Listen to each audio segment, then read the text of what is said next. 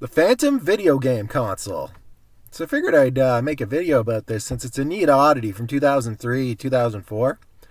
One of my friends in high school is really into it. He even ended up getting some pictures out of their investor relations people that I don't think ever surfaced online. It was the second case that was white that I'll show a picture of here. But with the Asus motherboard from the first unit, it was quite a sight. It had an Athlon XP in it. So this company crammed an Athlon XP with an Asus motherboard into a custom plastic box, seemingly to con investors for its Generation 1 unit. Generation 1.5 seemed to have an Intel desktop board with a D845 series motherboard. Later versions, which I'm going to call Generation 2, had an ultra-budget BioStar motherboard. I've seen this board before, but I've only actually seen it dead when I was a computer technician with bad capacitors. Some of the budget computer stores would sell these. So it ran Windows XP Media Center Edition, but they claimed it was on XP Embedded.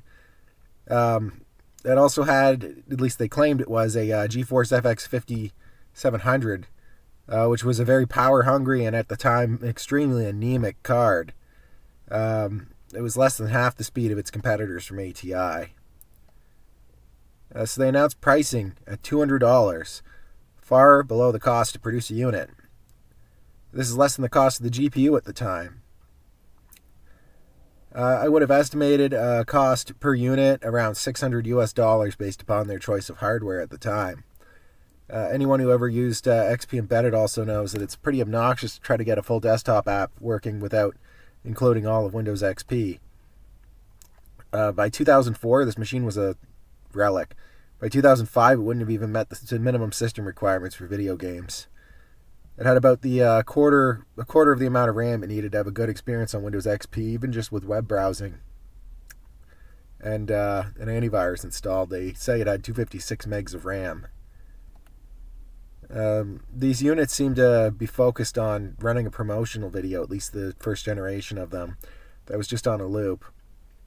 And it had hardware specs for the 1.5 generation and all their promotional material with the Intel chip, and the whole machine would have been pretty close to $1,000 for that configuration. At some point, they claimed to be working on an online web store to buy software on, but they lied about the PRs involved from what the SEC investigation says. The interface for it in the demos also looks basically totally unusable if it was even real at all.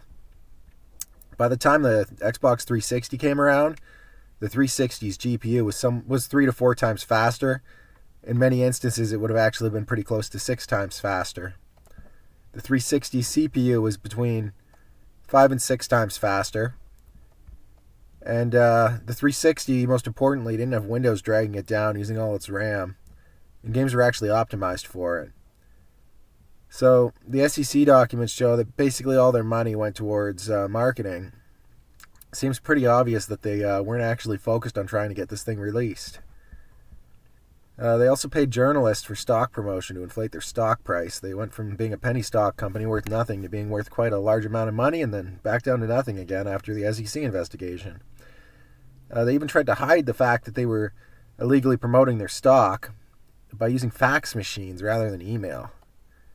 The strangest thing about all of this is they could have just called up Compal, the company that builds Dell, or Pegatron, and had the entire thing built to their specifications, mass-produced, and ready for release as a home theater media PC that had been priced really competitively for less than what they spent on salaries or even a small percentage of their marketing budget, and then address the software store later.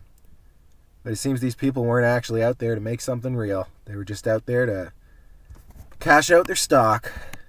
I hope you guys enjoyed this episode. If you liked it, push like or subscribe, and maybe you'll get some more weird stuff like this in the future. Thank you.